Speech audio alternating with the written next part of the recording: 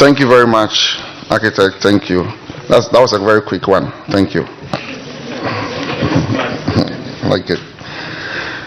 So, distinguished guests, ladies and gentlemen, good morning, everyone, and I welcome you here all today. My name is Neo Dweyamo. I'm the President and Chair for the Ghanaian Canadian Chamber of Commerce, and also the President and CEO of Reality Capital Management, an accounting firm located here in GTA. I'm very excited and honored to be here today to be the MC for today's post-summit Friends of Africa program, featuring our guest note speaker, His Excellency John Mahama, the former President of the Republic of Ghana. Our chief guest needs no introduction. He is a well-recognized figure.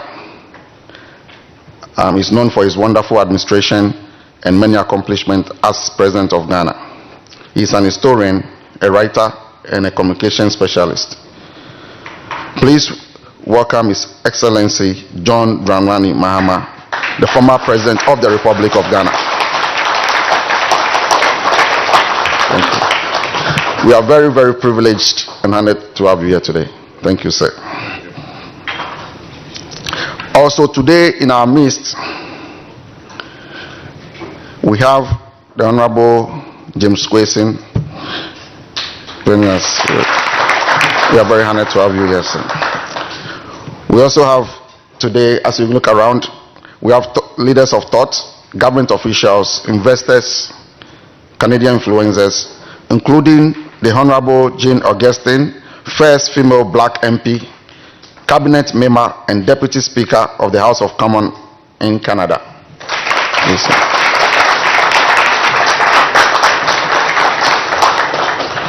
We also have Professor Wendy, former VP of the University, Ryerson University, now Toronto Metropolitan University, founder and academic director, diversified institution, and also is a professor of entrepreneurship at the University of Toronto Metropolitan University.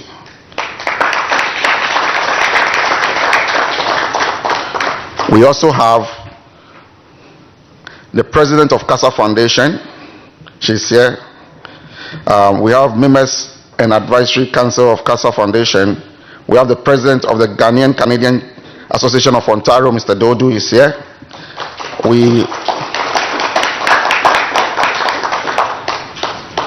We also have members of the Ghanaian Canadian Chamber of Commerce, our hosts. They are all here. So once again, I welcome everybody for joining us this morning. We are very excited and thrilled, as I said before.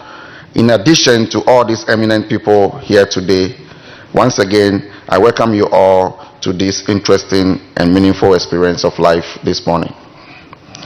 Please, as we settle down, and before we dive in, I would just like you to know that we have some few housekeeping things to let you know. The restrooms are on the on the hallway and on your right-hand side. Sorry, on the hallway on the right-hand side.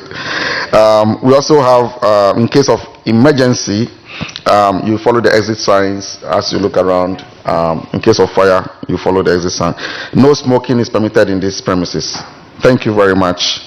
As we move on the program, as you are aware, it's going to be a quick program, like I said. It's my pleasure to introduce to you Dr. Jane Augustine to give a welcome speech.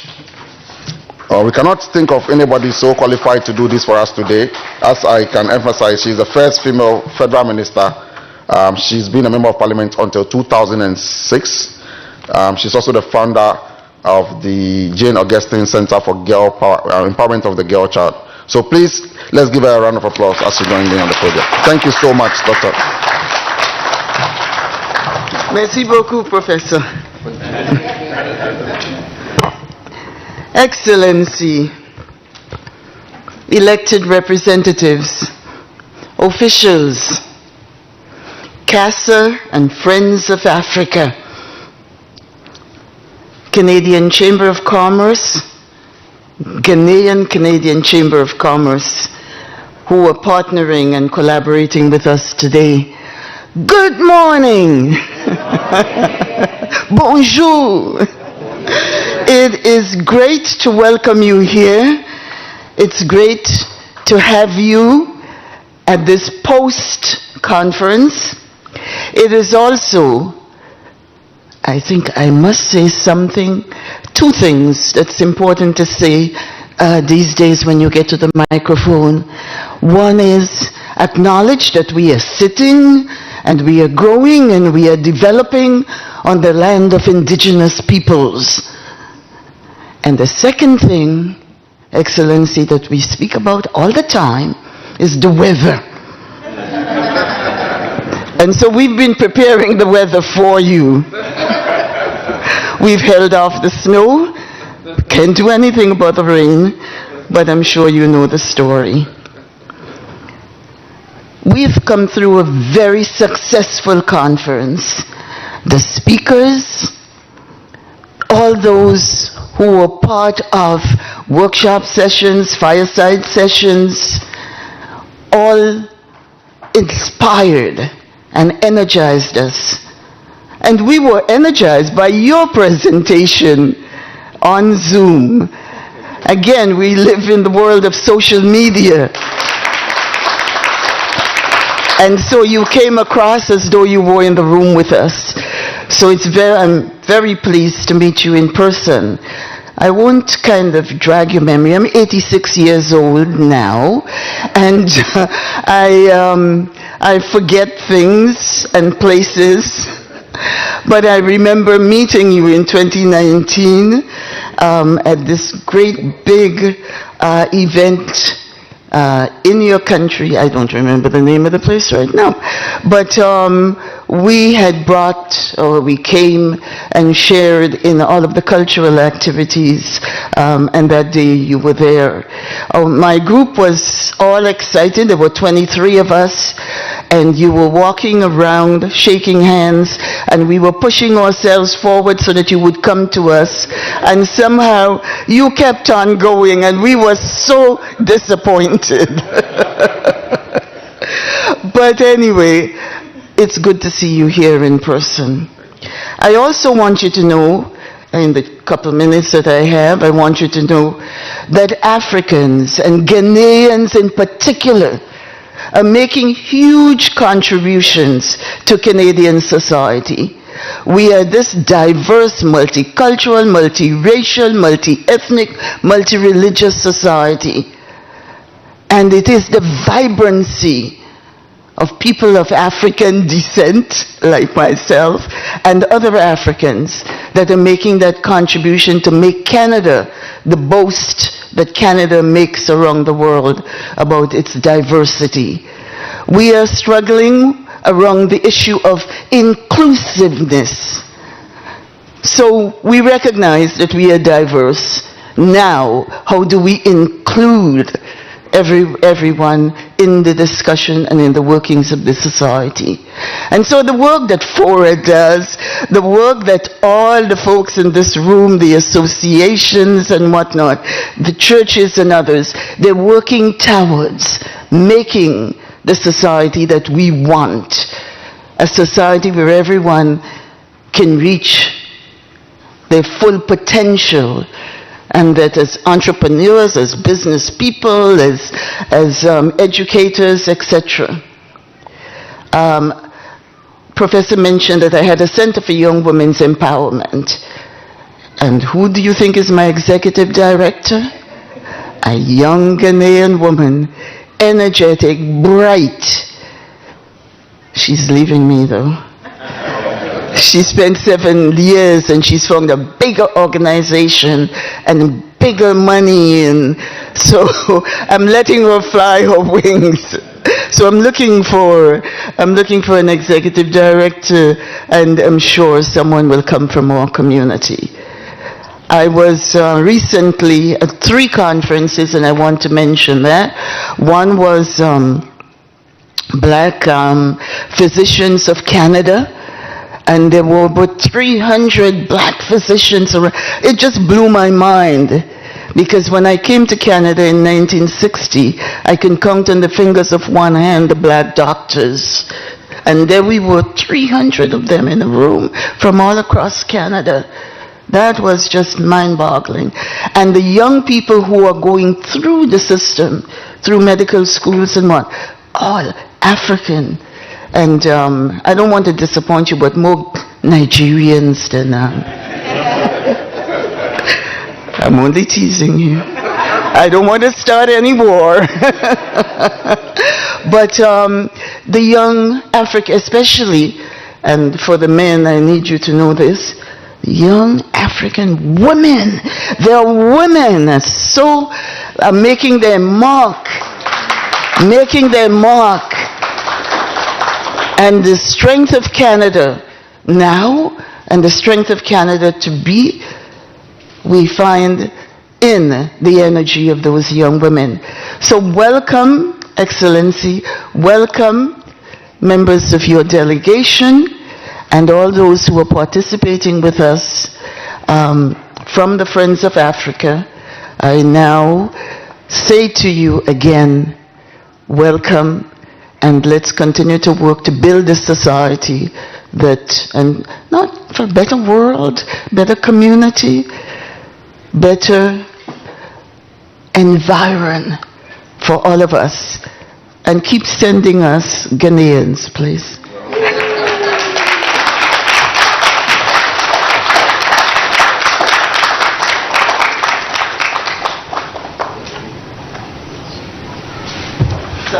Well, thank you so much.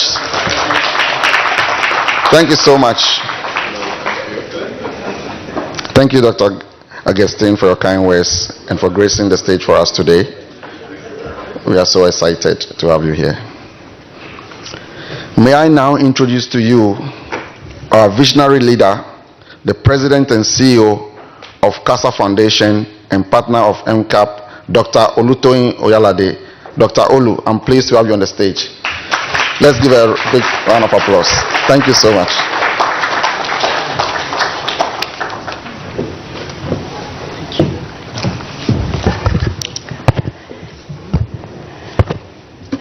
Thank you, Professor. Thank you. Your Excellency, the former President of the Republic of Ghana, members of Parliament here present, esteemed constituents and party leaders, the Honorable Jean Augustine, the first black woman member of Parliament, black female cabinet member, and the first Deputy Speaker of the House of Commons in Canada, and proud to call you a member of the advisory board of the CASA Foundation. Thank you again.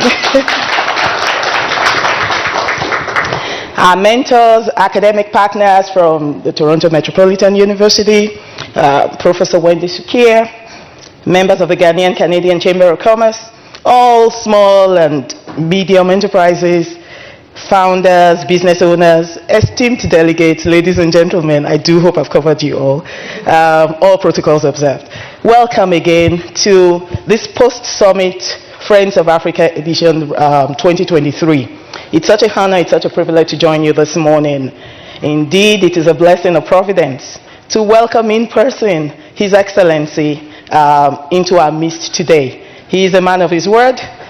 We got the promise that although he wasn't able to join us in person at the Friends of Africa Economic Summit for 2023, but at any time he's in Canada, he would make an attempt at least to make himself available to us. And that's exactly what he has done today, a man of his words. Thank you again, Mr. President, for joining us. At CASA Foundation, we're full of gratitude, not only because we just celebrated the 13th edition of the Friends of Africa Economic Summit and its great impact on communities, but also because of the rare opportunity to be supported by an ecosystem that prioritizes the advancement of its constituents, advancement of our businesses, advancement of entrepreneurs, advancement of professionals and the people in our midst, and the people that we're grooming, at different stages, life cycles of their businesses.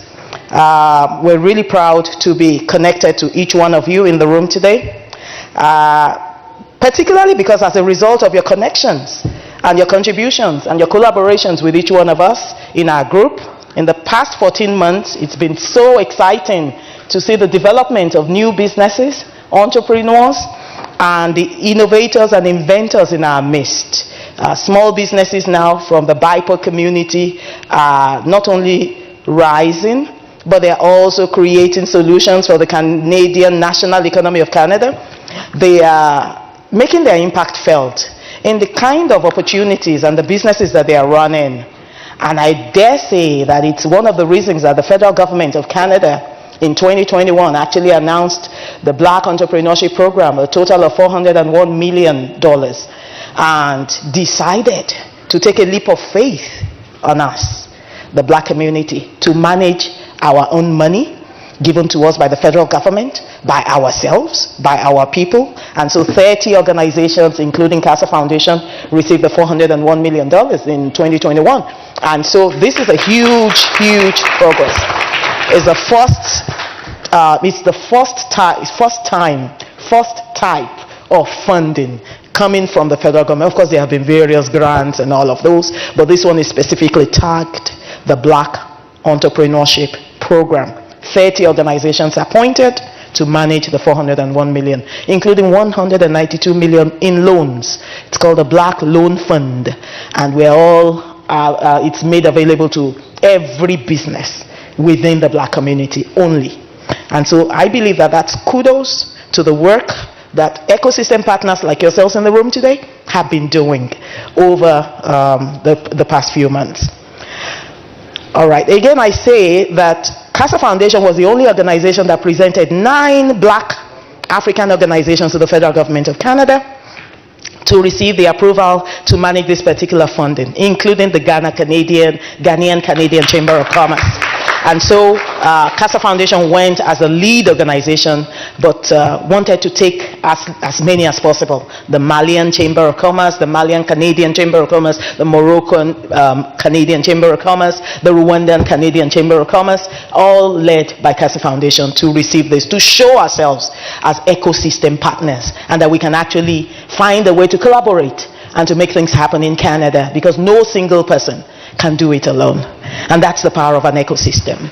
Mr. President, and our esteemed audience, it is the resilience of such Black SMEs that we've been grooming within this Black ecosystem hub that we now manage, who have chosen to chart the course of their own destiny, chart their own path in life. The resilience is what continues to motivate us, what continues to give us the impetus to move forward and to do much more for our community, for the constituents that we manage, and to demonstrate that we actually do have the capacity from where we're coming from, that we actually do have the competencies and the skills to do so much in a country like this. Yes, indeed, it's a foreign land. Yes, indeed, we do have a lot to contribute. We've brought value to the table. We are migrants of destiny, and nobody can ever put it out on us, despite and in spite of the challenges that we're faced with on a daily basis, the isms that we all hear all around us, from the racism to the nepotism to the schisms in our midst, ageism, sexism, whatever it is that anybody is doing to dampen our morale. One thing for sure, we are one community. We may be divided, tribes, several cultural divergences and all of those, but we're one. We're one. We must demonstrate that we're one. And through the examples of the ecosystem partners that we bring to the table from time to time, we show them that we're one. And that's why we're really, really thankful, yes, on one hand to the federal government for doing this, but more importantly, building ourselves together, the skills and the competencies that we need to gain to show them that we can actually manage great things in a country like this. And so I conclude this morning to say our power as a community lies in our ability not only to create an ecosystem of support, but to demonstrate the fact that we can also solve problems. And those things that have been termed challenges of our times, they become opportunities for us to turn them around and show that solutions can actually come, and that the Black community, particularly the Black African community, can contribute to Canada's national economy. At some point today, we should be having a fireside chat, so some of the questions that we collated during the Friends of Africa, we'll be able to present those to His Excellency and see how he's able to maybe address some of the concerns that you showed and some of the issues affecting us as a people first and foremost. And I know for sure that the Mr. President is a Pan-Africanist, and I do believe that he will be able to speak even to some of the other challenges that some of the other African groups in the room today perhaps have brought to the room. So ladies and gentlemen, without further ado, thank you so much for listening, and I welcome you again, Mr. President, and your delegates. Thank you.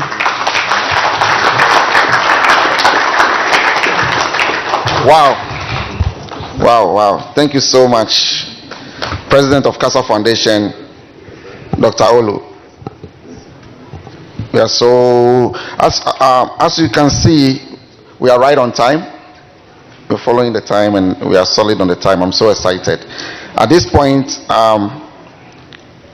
it is my greatest honor and privilege to welcome His Excellency John Dramani Mahama to the stage, just to discuss with us sustainable economics development through entrepreneurship and partnership, reforms that will address economic crisis and help us understand. I think he did that for us before on the video call, but he's here in person today. So we are excited to have him here.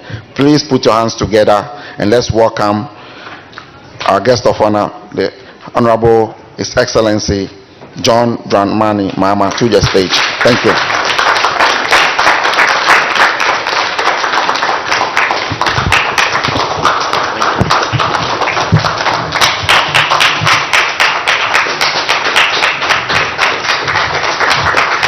Thank you very much. Thank you very much, and I'm happy to have the opportunity to interact with you directly and personally. Of course, technology makes it possible for us to be able to... Can I get rid of this jacket?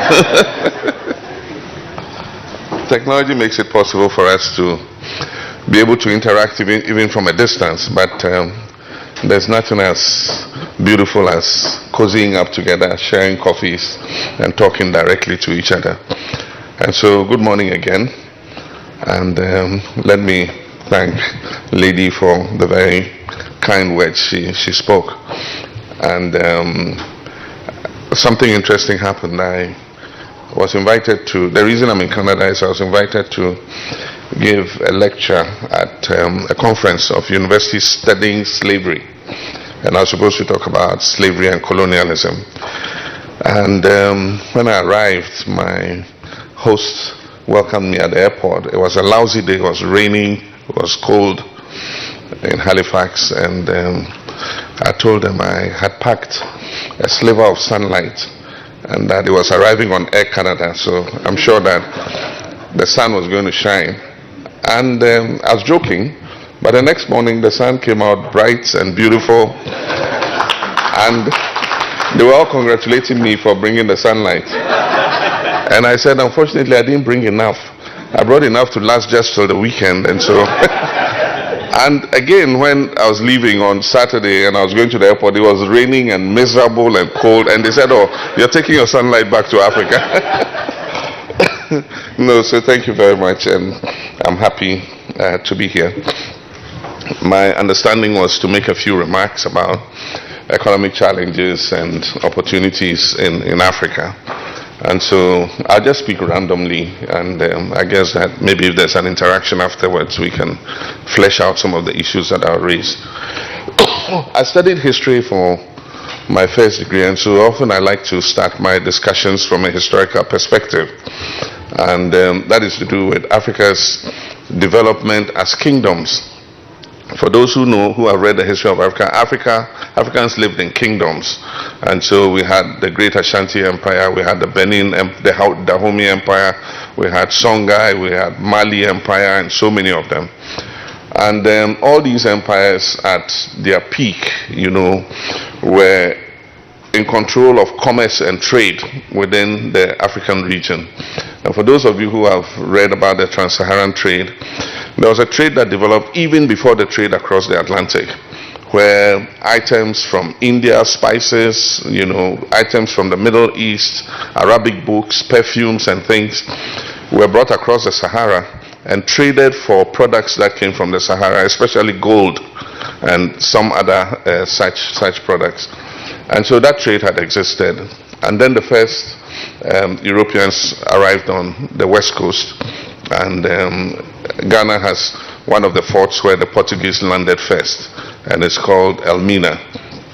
And so from that point, trade changed to trade across the Atlantic. And items from Europe and other places were brought to Africa in exchange first for gold and other products of Africa. But then eventually that trade turned into a more lucrative one, which was the trade in human beings, and that's the slave trade. And our people were physically removed and brought overseas. One of the things that surprised me in Halifax, I hadn't really, thought that Canada had a history associated with the slave trade until I went to Halifax. When you think about the slave trade, you think about the Caribbean, you think about South America, the southern part of the USA, Tennessee, Alabama, and all those places. You never really think that there is a history associated with the slave trade and Canada. And I found all that out in Halifax especially. Indeed, Halifax was one of the original routes of slaves returning back to Africa to found the colony of Freetown, which is Sierra Leone today. And so those were all interesting discoveries for me. After the slave trade and the profits that were being made out of the trade of human beings, there still had to be a way of expropriating the wealth that Africa had. And so the slave trade was replaced by colonialism. And at the Berlin Conference, Africa was like a cake that was being divided up amongst those who were going to eat it. And it was apportioned. Germany took its share, England took its share, France took its share, Spain, and all of them. And if you look at the map of Africa, we have 54 nations. And we all have had different colonial experiences, from Portuguese to Spanish to English to French and everything. And for a long time, our economies have been ordered in the direction of what our colonial experience was. And so the Francophone, have a direct connection with the metropolis, which is France, the British with England, the Spanish with Spain, the Portuguese with Portugal, and so on and so forth. And so all the trade routes and everything have been based on that. One would have thought that once we gained independence, and that was the excitement of becoming independent, that we're going to be able to manage our own affairs. But one of our former presidents and Pan-Africanist, Dr. Nkrumah, said that we had only emerged from colonialism into new colonialism. They didn't need to come and enslave us and carry us away physically. They didn't need to come and rule over us and take our gold and our cocoa away. But you would bring it yourself, and you will export yourself. You enslave yourself and export yourself, And of course, that's what we're seeing now. The trade routes are directed to the metropolis, so cocoa still goes, directly onto the European markets, and from there it is redistributed across the world, and everything else is what it is. We're still primary producers, and so even though Africa is the richest continent in terms of natural resources, it unfortunately does not have the privilege of adding value to whatever it produces. And so the gold goes out as raw bullion, the cocoa goes out as raw beans, the copper goes out as raw copper, and all these processes take place in other advanced countries and creating jobs outside of Africa. Now, the combination of this creates a toxic cocktail, in the sense of the fact that Africa is the fastest growing continent in terms of population. And so Africa has the largest, youngest population in the world. And because Africa does not have the advantage of the economic prosperity that is brought from adding value to whatever you possess, then it means that fewer opportunities are being created for our young people to be able to go ahead. And that's why many are voting with their feet and migrating, even through dangerous routes like crossing the Sahara, crossing the Mediterranean. Many of them have drowned and died. And yet, I mean, it's better to go search for those greener pastures and look for places where opportunities exist than to sit at home and not be able to discover your full potential. And so one of the things that we need to do is to reorder these economic relations. And those are some of the things that we have started to look at. Because in the beginning, one of the main reasons was you don't have the technology, you don't have the capital. But today, you can buy the technology, you can get the capital. And so, for instance, I'll give you an example.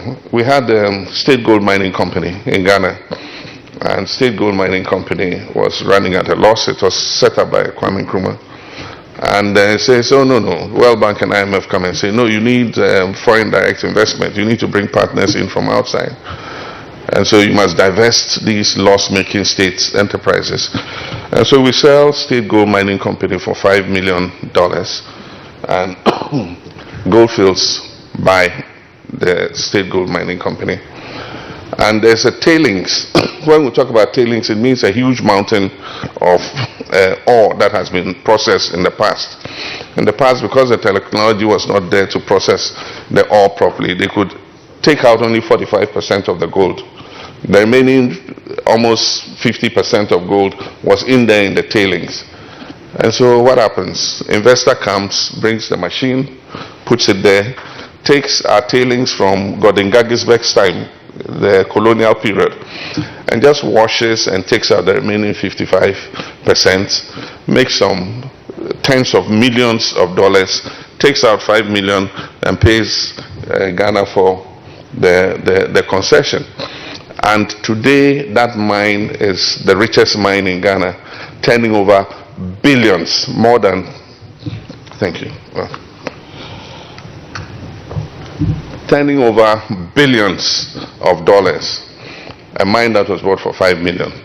But today there are Ghanaian companies that have the technology to be able to do that mining. Indeed, if you look at most of the big mining companies, the subcontractors are Ghanaian.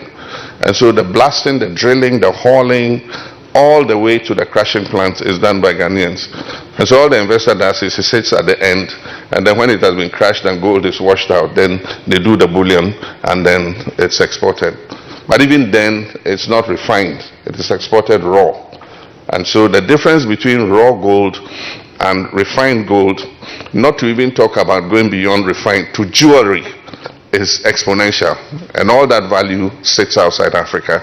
And so it makes it impossible for us to create the kinds of opportunities that our people need. So what am I suggesting?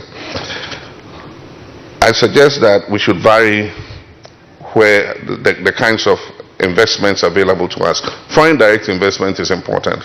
Capital is important. And you can find capital outside, in Canada, in many parts. But I think that we must do this in partnership, recognizing that the capacity exists indigenously to also do some of these things. And so we can exploit more from the diaspora.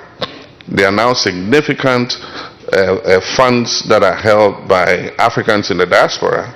Why don't we have a database of this and see how we can get them to take more interest in investments in Africa? And so that's one of the things that you look at.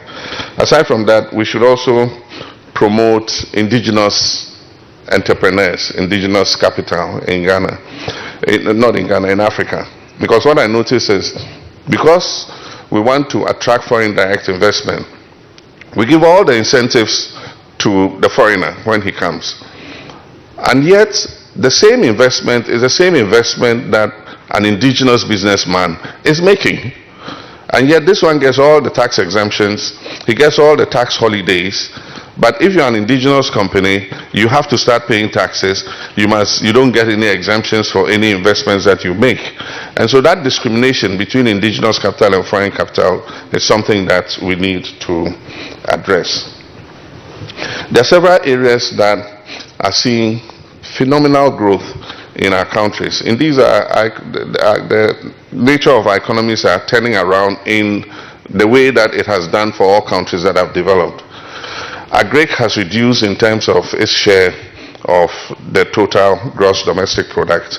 Services have overtaken everything else, and so tourism, banking services, financial services, and digital services, telecoms, and all the like are the biggest sector of the economy now and the fastest growing.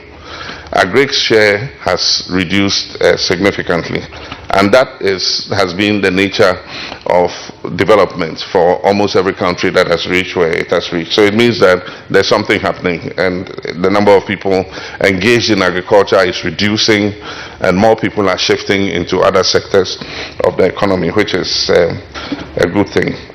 But there are important areas like information technology and telecoms.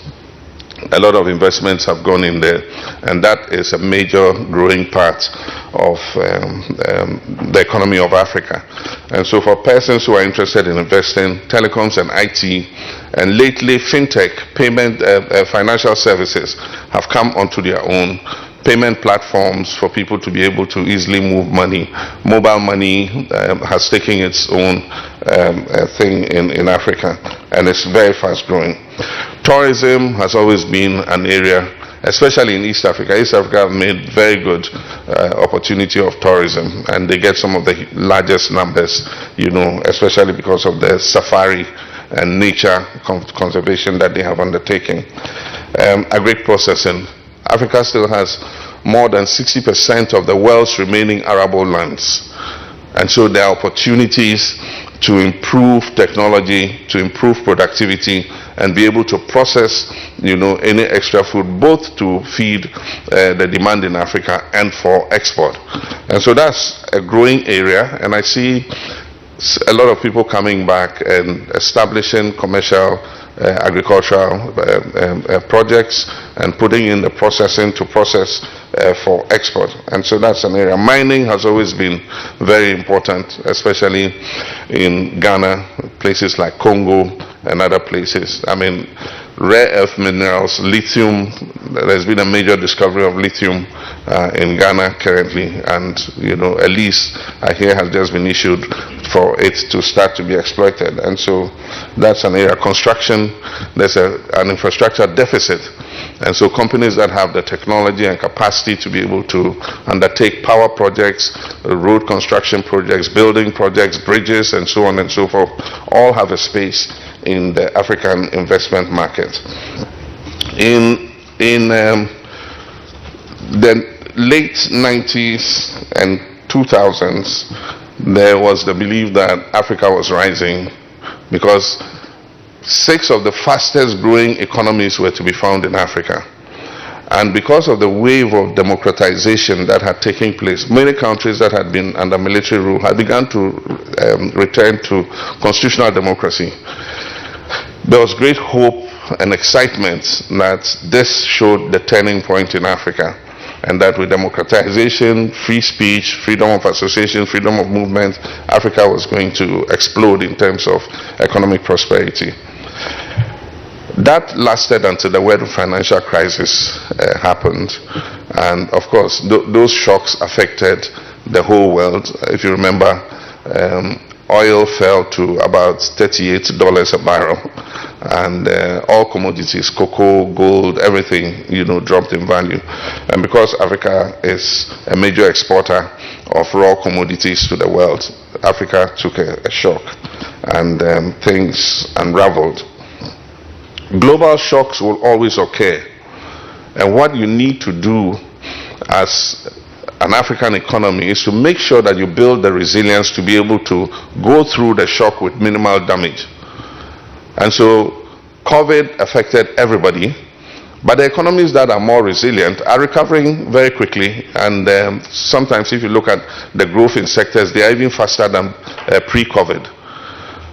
My country took a major hit from COVID, and that's because we had no buffers, we had overborrowed, and so we had a debt crisis, that was exposed by COVID.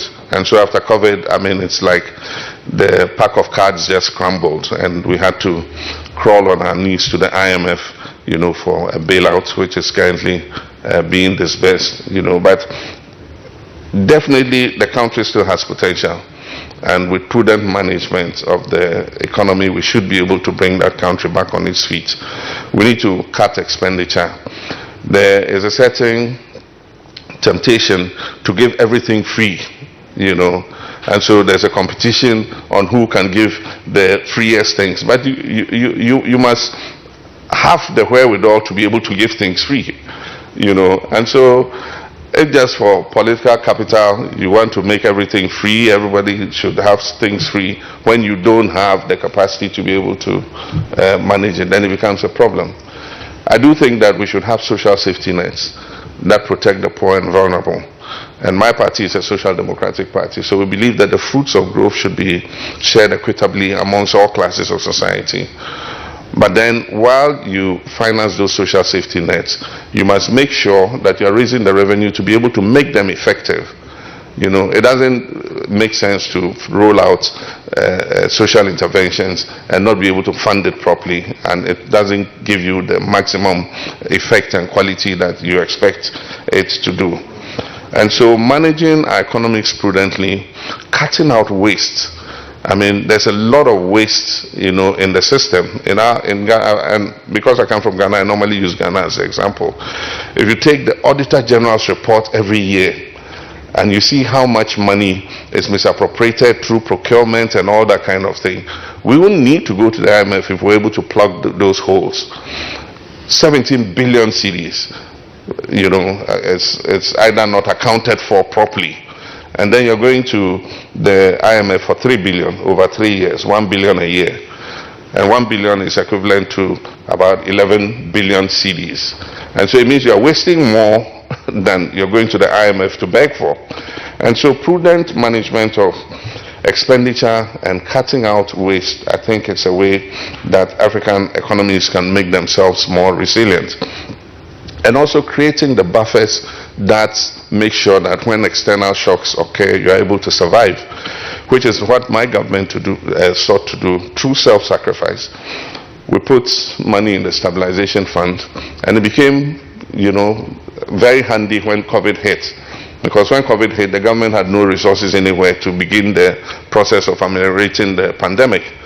And luckily, there was this stash of funds that was in the stabilization fund. And so we said, go look in there, ask for Parliament. The procedure is that you request it from Parliament, and Parliament will give the approval to use it. And so it was used to start the fight against COVID. We set up the sinking fund, which was a fund where we put aside some monies anytime we went on the international capital market. We also put part of our oil revenues into that fund so that we're not surprised by any debt that became due for payment. And so as debts became due for payment, we used the sinking fund to amortize them. We set up the Ghana Infrastructure Investment Fund, into which we put seed money of $270 million, so that it could be the start of a sovereign wealth fund. Incidentally, most Ghanaians don't know it, but the Ghana Infrastructure Investment Fund that we set up financed 15% of the new airport terminal that we built, Terminal 3. And so that's one of the first legacy infrastructure projects that it invested in. And it was going to grow because some of the oil revenue was going to be put there, and other sources of funding were going to go into that fund, so that then we could use it to leverage investment to fix our roads. And when we fix the roads, we could toll the roads so that they are self-paying. Anybody who passes pays a toll, and it helps to pay back the investment that the Ghana Infrastructure Investment Fund would have made. You toll the bridges, you build the bridges and toll them. And so those are some of the things that African countries can do in order to improve the condition, the environment in which investment takes place. We also must prioritize. I mean, if you don't have the money, you don't go and buy a private jet for the use of the president, And so you must put your money where your mouth is, and make sure that every single dollar that we're spending as African countries is going into things that will directly benefit the people and directly enhance the prosperity of our nation. And so that's important. Then, entrepreneurship, and that's what I spoke about at the Black Business Initiative yesterday. It is clearly the way to go. We need to encourage our young people that you can become an employer and not an employee. But then first we need to give them the skills to become entrepreneurs. And so entrepreneurship should become a part of our curricula, where we start to teach the children from an early age how to run and own businesses. Because if you take my country, Ghana, for instance, the number of people employed in the public sector is less than 700,000 people. And we have a population of 29 million. And so only 700,000 is in the public sector. If you take the whole formal sector, so that includes public and private sector, the whole formal sector, less than 20% of the population is employed in the formal sector. 80% is employed in the informal sector. And so it means that, and at the same time, you have almost 150,000 graduates coming out of university every year. And so how are you going to employ all these people? Employment is 13% at the moment. But amongst young people who have finished school, unemployment is at about 13%. But amongst young people who have finished school, unemployment is currently above 25%. There are people who finished school 4 years ago and cannot find a job. They are sitting at home, staying with their parents, being fed by their parents. And so when we talk about the youth bulge and we say it is favorable to Africa and that we have a young, vibrant labor force, yes, that's good. But if to have a young, vibrant labor force, you must be creating opportunities to use that labor force. Unfortunately, our economies are not growing as fast as they should to create opportunities for these young people to be able to find jobs in the world of work.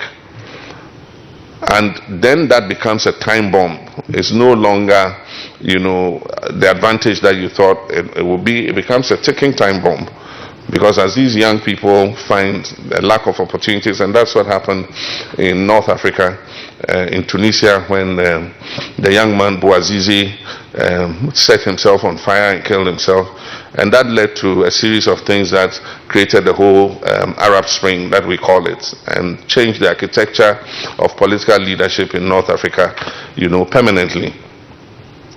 In sub-Saharan Africa, we're beginning to see it in the form of coup d'etats, because when the coups happen, who are those who jump on the streets and celebrate the removal of the previous government? It's the young people. You see them on the streets dancing and happy, But there's no evidence that military governments do better than civilian governments. But the point is, in democracy, you say they are participants in the democracy, and so every 4 years you ask them to come and vote. And so every 4 years they go and vote. They queue to vote. And if you go and talk to many of the young people in my country and in other African countries, they say they don't see the reason why they should even vote, because it's a waste of time, because they don't see any improvement in the quality of their lives. And so initially when soldiers take over, they believe that, we need some discipline, we need some authoritarianism. But when you get stuck with a bad military government, it's the worst thing you can ever have, because you can't talk, you will be thrown into prison, you'll be beaten, you'll be killed. At least you can exact accountability from civilian governments. And so you can talk and know that a constitution will protect your human rights. And if things don't change, you have the opportunity after 4 years or 5 years, depending on what the tenure is for governments in your country, to be able to vote that administration out. And so some of the frustration of young people is beginning to show in their support for coup d'etats in Africa and the coup d'etats themselves, because they exploit the frustration of the population to take over. And the other part of the frustration is being shown in their migrating out of Africa. And so first it was the unskilled crossing the Sahara and so on and so forth. But now a lot of the professionals, highly skilled, are looking for greener pastures elsewhere and leaving, and especially the post-COVID.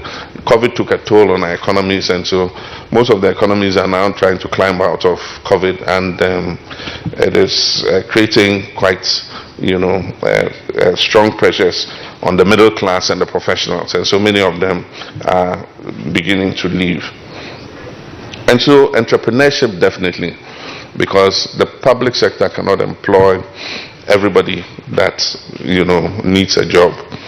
The private sector should absorb the rest, but it's not growing fast enough. And so we need to see how to grow the private sector faster. It's not enough to say that the private sector is the engine of growth.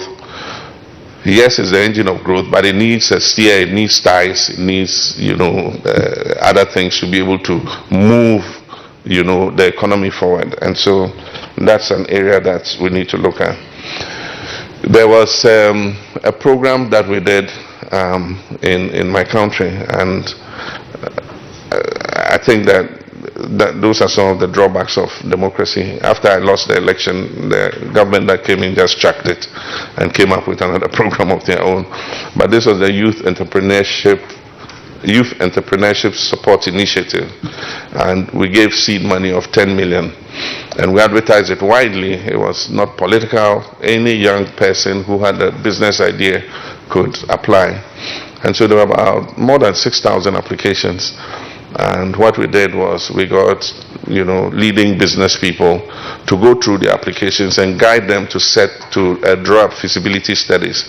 And so they submitted the feasibility studies, and for the first cohort we selected a little over 600 of them and invested in their businesses. And several of them were successful, others too, were not so successful. But I can talk of one of them that is still working. It's a young lady. She got the funding. Today she exports shea butter products and other products to UK, US, EU, and all other places.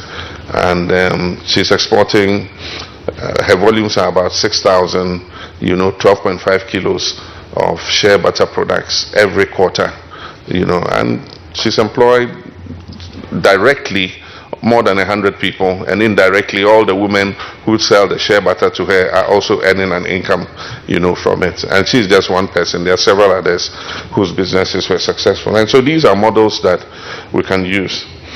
Finally, African Continental Free Trade Area. It creates unimaginable opportunities for Africa. Currently, the trade amongst ourselves is 15%. It's the lowest in the world. In Europe, the trade amongst European countries is 60%. And so you can make a comparison. And so the African Continental Free Trade Area is meant to open up so that goods and services can move between countries. And I'm proud to say that it started to work. 55 countries have all endorsed it, they've ratified it. And items are beginning to move between countries. I can confirm that this year, the first export of Kenyan tea came directly to Ghana. Formerly, we would have bought tea from, what do they call it? English breakfast tea. Meanwhile, you don't grow any tea in England, yet it's English breakfast tea. And most of those tea leaves in there are from Kenya. And they are good Kenyan tea brands, Kericho and all of them. And when I go to Kenya, I love to drink the Kenyan brands. But yet I come to Ghana and the tea is coming from English breakfast tea, Lipton, and so on and so forth. So I can confirm that the first consignment of Kenyan tea came directly to Ghana. But there's a lot of work that needs to be done, because still the cards are rigged against Ghana, against Africa, in terms of the structure of trade. For instance, the trade routes. You cannot ship items directly from one African country to another. There's no real connection. In some cases, the routes are not good. But even the shipping routes, if you want to ship from South Africa, your container might end up in Europe before it's shipped back to West Africa. And so those are all infrastructural and structural bottlenecks that we need to look at. So the African Continental Free Trade Area gives us unimaginable possibilities, but we need to work on it in order that we're able to build up the amount of trade amongst us. They're looking at increasing trade to about 50% within the next 2 decades, which will be a very good thing. But then, in addition to the free movement of goods and services, we also must look at the free movement of people in Africa. 54 countries, you need visas to move from one country to the other. The goods can move, but the human beings can't move. I mean, what's the use of that? And until we have a free movement of labor and skills across the continent, it's going to be difficult for every country to compartmentalize itself with its own skills and be able to achieve the rate of development that it wants to. So thank you very much. With these few words, I'm happy to be here with you again.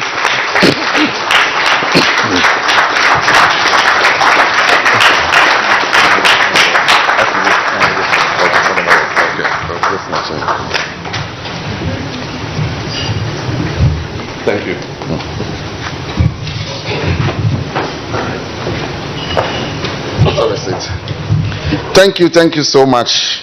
Thank you, Your Excellency, for taking the time to share your experience with us. It's an enlightening moment for many of us. This speech revealed insights and information. Thank you for the knowledge that you shared with us in this short period. Thank you so much. As we say in Canada, as you can see, the president knows what's up. Based on the speech that he just given, as you can see, he gave us so much insights on innovation, agriculture, tourism, trade and investment, IT, even fintech, so he knows what's up. He talked about cost savings initiatives, management of funds, which is very huge. So, let's all help to, make Africa great again, as Friends of Africa we've been doing. So, let's continue to the next session of the program. So moving forward, as you all know, recently, CASA Foundation for International Development, under the leadership of Dr. Olutoyin Oyalade, organized the 13th edition of the Friends of African Summit, which was a 5-day summit. About 700 delegates registered for this event online and in person. Delegates joined from Canada and 42 countries around the world. So our next agenda is to recap on some of the discussions that we had during the Friends of Africa 2023 summit that just happened. So without much ado, let's invite Dr. Olutoyin Oyalade to join me on the stage to do what we call the fireside question and answers. It's called the fireside questions and answers, where we're going to be focusing on sustaining economic development through SMEs. A few questions that have been selected by leaders of thought. So let's give a round of applause to Dr. Olutoyin as we proceed to the next program. Thank you.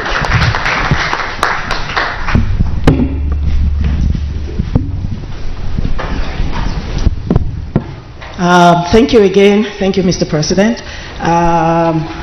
We're going to make this as brief as possible. What we did actually at the Friends of Africa Economic Summit over 5 days, because we had announced, as you can imagine, we had advertised extensively that His Excellency will be coming, and that if he's not able to come, just drumming support across the country, and if he's not able to join us, he will be there virtually. And so what we did was to collate as many questions started rolling in. I would like to do this, would like to do that, but apparently we didn't get that opportunity. But now that he's in town, we said to ourselves, let's collate a lot of these questions.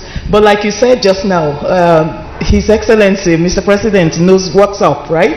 Because a lot of these questions I see on my list have actually been addressed by some of the presentations that Mr. President gave. So what we're going to do quickly then is kind of summarize some of these questions. So we'll ask maybe the general ones, and then we'll open the floor to questions. I bet we have quite a number of investors, supporters, bankers in the room. I see a lot of you. So we'll see if we can take maybe 2 or 3 questions, just about 30 minutes, so we know he's a very busy person. So we'll quickly do this.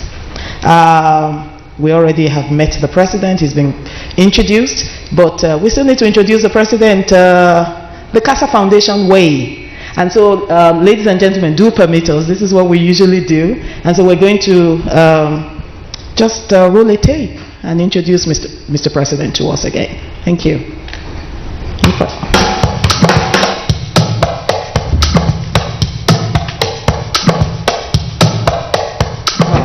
But he can't see.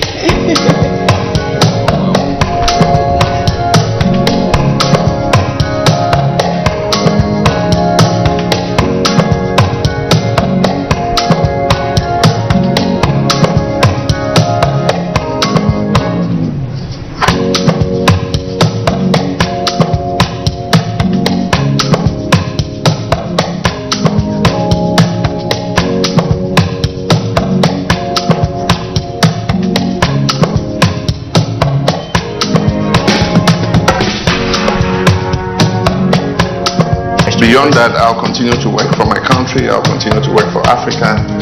But I'm saying it must be nice to be president. No, it's stressful. If you really,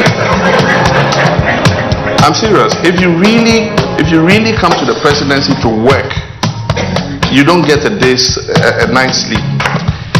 His Excellency was the 4th President of the Republic of Ghana between 2013 and 2017. Prior to that, he served as Vice President of Ghana from 2009 to 2012.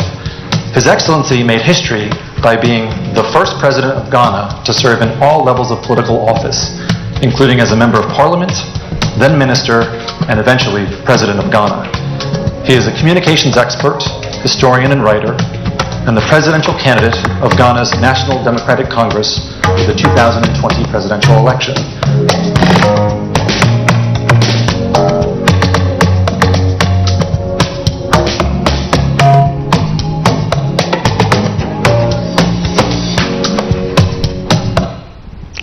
All right, so we welcome again His Excellency John Dramani Mahama. Thank you for joining us. Today you have addressed a lot of the issues and challenges that Ghana needs to address. The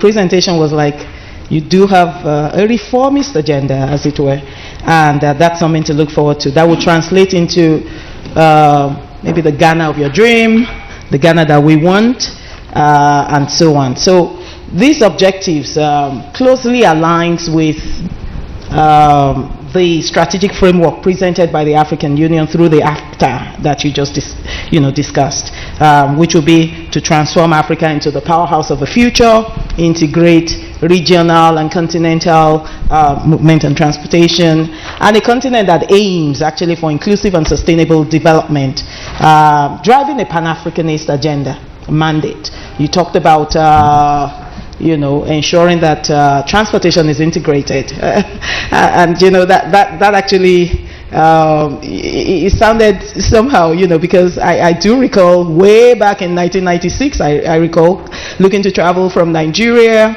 to another part. I'm not sure if it's Equatorial Guinea or so, and it was like having my flight routed through an European country before landing back again to Africa, making it capital intensive for people and so on. Of course, we do understand that there's the continental, the new road which is being funded by the IFC, the 53,000 kilometer road and so on, to facilitate and fast track the integration of Africa in terms of transportation, in terms of the movement of people and so on.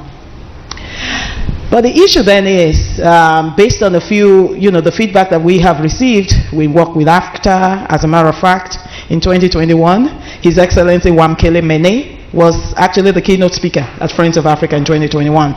And so he tried to address a lot of these issues. However, it looks like it's taken so long. Yes, 50% in 20 years, 50% of the mandate might be achieved. Now that we're talking about the new Ghana, what ideas would you have in terms of fast-tracking the implementation strategy of this reformist agenda that you perhaps might have on the table and that you're looking, to share with people? I don't think the Ghana that we want, people can wait for 20 years, like we may have to wait for AFTA. I hope you get that. So what would your ideas be, sir? Thank you very much.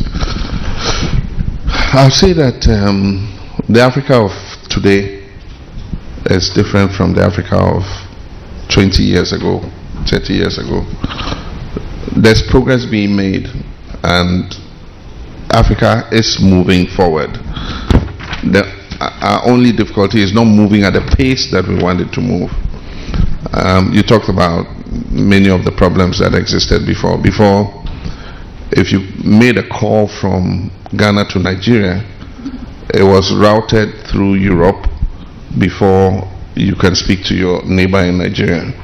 Today we have the optical fiber network, and so calls that are routed from Ghana go directly to Nigeria. That's big progress. We have the Glow cables, SAT cable. We have about 3 or 4 continental cables that crisscross West Africa, and so it makes telecoms much better. If you take air travel, today Ethiopian Airlines and Askai and some of the major continental flyers make it possible to go directly from one African country to another without having to go through Europe like you experienced.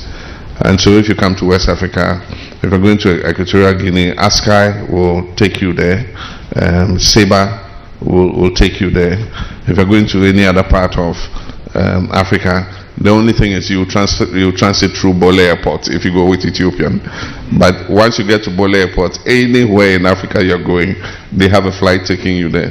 So things are getting better. We have the Lagos-Abidjan corridor, which is part of what you talked about. IFC and other partners are all involved in that, because the largest volume of trade in West Africa is between Lagos and Abidjan. So Lagos, Cotonou, Lomé, Accra, Abidjan. And yet the road is a wide network. If you take from Lagos to Badagry, oh my God, if you survive, then you survive the rest of the journey. That's the west part of the road. Incidentally, Nigerians, if you are here, you better get your act together before even the expressway is built. And then, I mean, fairly good in Cotonou, of course, because those countries are smaller, and so they have a smaller part of the thing.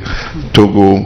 Then when you get into Ghana, it's good to Accra, but after you pass Takoradi to Cote d'Ivoire, that section of the road is bad. So if we have an expressway that allow you to drive directly from Lagos to Abidjan without going through all these customs checks and all these I call them tax barriers, where they stop you and all they do is to fleece you. It's not about documents, not about anything, but an expressway that allows us to travel freely would improve things. With regards to reforms are necessary in every country, and I think that the priority I give is one, political leadership. Leadership determines everything. If you have a leader who is determined to reform and move the country forward, you feel it and you see it. You know. The second is, like we said, to fix the infrastructure. I mean, when you're making a determination of where to invest, one of the things you want to know is that there's the infrastructure to invest.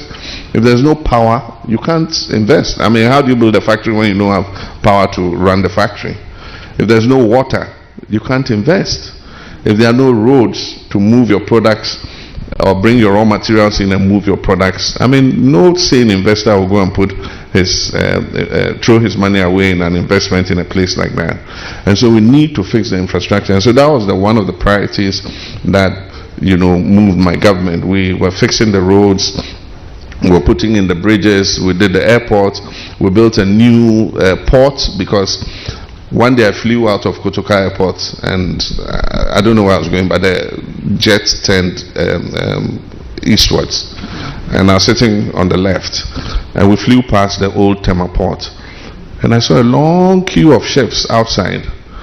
And so when I got back from my trip, I asked the director of ports, I said, why do you have this long queue of ships? He said, so they're waiting to enter the harbor. And I said, why? Why that long? He said, so the harbor can bear 4 ships at a time. And so until the 4 offload and, you know, are loaded and they turn around, another ship cannot come in. So I said, so why don't we build a new port? Because this port was built for us by Osagyefo Dr. Kwame Nkrumah, our first president. And so we got the partners. We said, look, we want a new port. We want you to build it for us. We don't have the money, so you go find the money.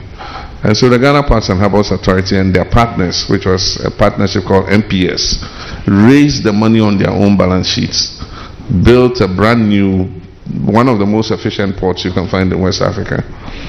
And today you go, you don't see that kind of queue that used to exist when the old port was there. So these are transformational things that, you know, can help, and every president must have that vision that takes away the bottlenecks to doing business. If business people are happy, you, the president, are happy.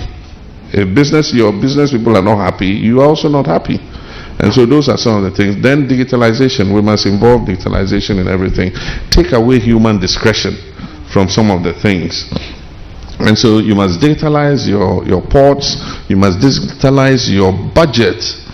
And as you expend money and you pay for invoices and things, there must be a digital trail so that you eliminate all this petty corruption that exists. You know, those are some of the things that I think African leaders should take seriously in order that we're able to turn our fortunes around.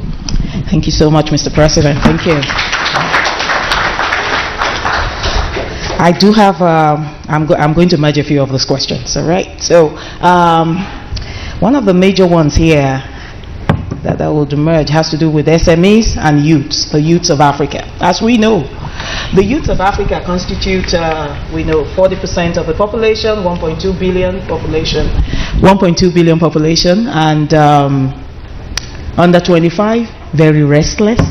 This is very concerning to a lot of groups, accounting for about 85% of crisis situations, riots, and so on, because they are unemployed. And so this is a major, well, this person said keg of gunpowder, he says. You know, so, but it's concerning. So that's one part of it. What would you be looking to do? How can they be engaged? We heard you talk about the seed investments and so on. I'm going to merge that question with the second one. And that question is the fact that the small and medium enterprises in the Western nations constitutes, when you talk about their contribution to national economy, about 65% in the West. They are engaged, properly groomed, supported by the government to ensure that they deliver to the nation. They are employers of labor, they are taxpayers, and they continue to function effectively in driving the agenda of each government, when they come to power. This is not the case with Africa, generally speaking. From the Ghanaian perspective, what would you be looking to do? So those are the two questions. I'm sure they will be interwoven. Thank you. Thank you very much. Small and medium enterprises have the greatest potential to move economies forward. Unfortunately, in Africa, you find them mainly in the area of trade and commerce.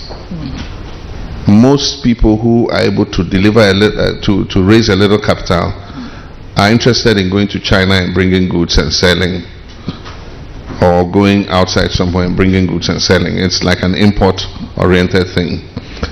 Very few people have the courage to invest that money in productive processes within the country. And I'll give you an example. A friend of mine was telling me a story. He set up a factory, and one of the days he went to his sports club where he has friends, and they said, "Oh, we don't see you like this." He said, "Oh, my factory, I've been going and setting up the factory." And one of them said, "Why, you're setting up a factory? What are you going to do?" He says, "I'm manufacturing." So I've forgotten what product it was. He said, "Oh, but it's Lebanese and Indians who build factories. You Ghanaian, what are you building a factory for? Ours is to trade." You know, I mean, if you have this kind of conception, you know. And so, yes, you go, the plastic factories that are producing the chairs and tables and things are owned by Lebanese and Syrians and, Indians and so on and so forth, owned mostly by foreigners. Indigenous capital is not going into manufacturing. And that is some of what we need to look at. Small and medium enterprises have the potential, but they face many obstacles. One, they need training to be able to run a business. You don't just get up and set up a business. They need training. They need succession planning. There are sometimes a small enterprise builds, becomes medium, it's doing very well, the owner drops dead. Now we have non-communicable disease, hypertension, diabetes and things. The owner drops dead, the family quarrels over the business, and the business is gone tomorrow. And so we don't have succession planning. That's one of the problems with those small and medium enterprises. But the most important thing is access to capital. The banking sector in Africa is not attuned to lending to small and medium enterprises. And that's why I was sad when in Ghana, 9 of our indigenous banks were closed. I'm sure if you follow what happened in Ghana, one of the major things that has created our debt crisis is that government shut down 9 indigenous banks because it asked them to increase their capital reserve ratio to 400 million, and when the deadline reached and they couldn't increase it, it shut them down. Now, these were the banks that were operating in the risky end of the market, lending to small enterprises because they knew how to do that kind of lending. The Standard Chartered and Access of this world won't lend to that small trader who needs just 1,000 cedis to trade. But those indigenous banks would lend. They know where the person stays, they know where their business is, and they will come and demand their money when it's time to pay. And so because they work in the risky end of the market, of course, their non-performing debts will be higher than the bigger banks. And so government should have cut them some slack, bought equity into them, put in management to help them iron out their ethical issues and principles of business, and then sell back the equity to them when they stand on their feet. Unfortunately, just ordered them to shut down. And so now, unless you create a special purpose vehicle to be able to meet the needs of these small and medium enterprises, then capital becomes one of the major things that they face. They don't have enough capital. For most of them, the capital is not enough. They have to use the capital to do business, and at the same time, they have to feed their families.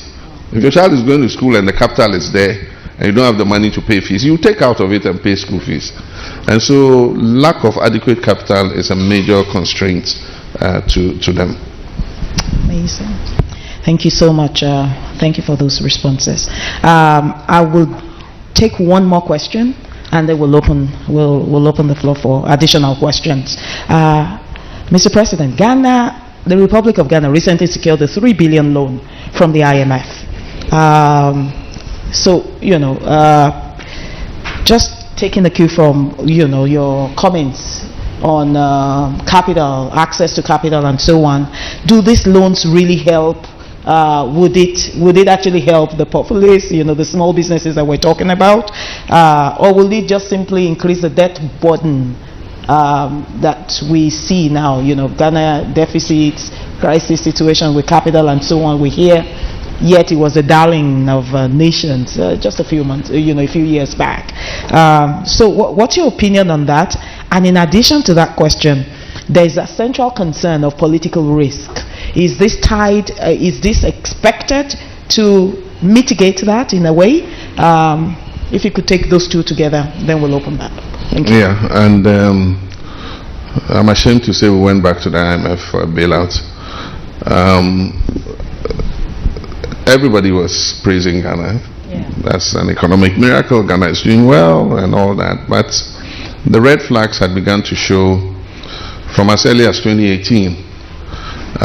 When we came out of the IMF program, the Minister of Finance had a kinky party in the ministry because then his hands were free to be able to run the economy the way he wanted. And he went on a borrowing spree. And when you borrow like that, the bulk of that money should go into production. It should go into infrastructure. It shouldn't go into consumption. And so many of us raised the red flag and said, look, you're going to create a crisis, because in 4 years he borrowed $11.5 billion, not cedis, dollars in 4 years. $11.5 billion. And the question Ghanaians ask is, what have you done with all this money? Most of it has gone for budget support because he was running a deficit. And that's why I say expenditure management is important. Cutting down waste. For instance, we had 125 ministers, the largest number in the world, I suppose, because I don't know any other country that had more ministers. And for every minister, you provide a house, you provide 2 cars, a 4x4, a saloon car, you pay his electricity bills, water bills, telephone bills, even DSTV bills you pay. You pay his fuel. And so you have 125 ministers. And then our president, we had a presidential jet. I used it. It doesn't have a bathroom, but it's fine. It doesn't have a bed, but it's fine. I could recline my seat and sleep and wake up in the morning. Our president insisted on chartering a bigger plane with a shower and a bed and all that, you know. And so expenditure control is important, and this was self-inflicted. I can say unequivocally that this current return to IMF was self-inflicted. If we had managed things better, we would have gone into COVID more resilient. Unfortunately, we went into COVID without any buffers, you know, and when we went into COVID, there was an inflow of funds. One, we took money from the stabilization fund. The IMF gave us $2 billion, $1 billion first in SDRs, and then $1 billion loan, long-term loan. African Development Bank gave us money. EU gave us money. In all, about 22 billion cedis came into the economy because of COVID. How was that money managed? It coincided with an election year, and so of course most of it went into political patronage to be able to win the election. And so this IMF we went into was self-inflicted. And so we went on our knees begging, and IMF grudgingly agreed to give us a bailout of $3 billion. The money is meant to allow us to restructure our debt. Because our debt, when I left office, our debt to GDP was 57%. By the time we went to the IMF, our debt to GDP was 103%. And that's how exponentially our debt had grown. And so we declared a default, and Ghana, so that means Ghana declared a default, essentially saying that we're bankrupt. And so the IMF should come and bail us out. So right now we suspended all debt payments, both domestic and external, and we are restructuring the debt profile. But I mean, we've started to raise concerns because our party is a likely candidate to win the next election. It means that any things that are not done properly now would be inherited by us. And so we've started raising the red flag, because what they're doing is kicking the debt down the road. Right now, no debts are being paid. IMF is front-loading 2/3 of the $3 billion in 1.5 years, and only 1/3 will be available to the next government. And in 2026, 2027, debt repayments are going to start. And so you're using 1/3 of the money at a time when you're going to have to start servicing debts again, and then spending 2/3 of it when you have suspended, you know, debt repayments. And so those are all some of the things. And so recently we wrote to the IMF and said, look, we need to have a discussion, because this your program is going to transcend regimes. And so you cannot just be talking with the current government. You must be talking to potential stakeholders, potential governments that will come. And so we had a discussion with them. We put our concerns to them, and it's my hope that they would look at it. But it's the price we pay for democracy. Governments come, governments go.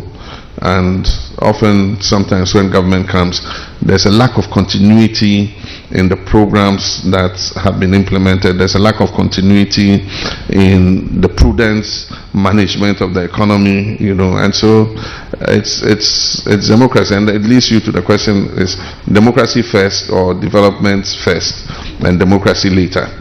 We all speak brilliantly about Lee Kuan Yew. Today, Kagame is the toast of Africa, Rwanda, but at what expense? Freedom of expression, political rights and human rights, and so on and so forth. And so for the democratic countries, progress is slower. But I think that it's more sustainable. Whatever progress you make is more sustainable, because if you have an autocratic administration, remove the autocrat and sometimes things just unravel, you know. So these are things that we need to look at. I think that we need to continue to build the faith of our young people in our democracy, that still, if you have a democratic government, it's the best, you know, form of government, and everybody should participate to make sure that things work out.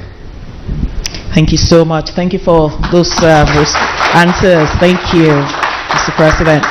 All right, ladies and gentlemen, so the floor is now open for questions, and we will be able to take maybe 3 questions. We're just trying to make good time here. So let's see how that goes. All right, we have some bankers in the room. I'll start with the bankers. Adi, yes, I'll start with the bankers. We do have, yeah, you can use this. Thank you.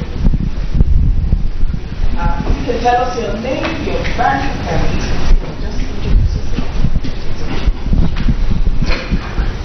Good morning, everyone. Thank you, His Excellencies.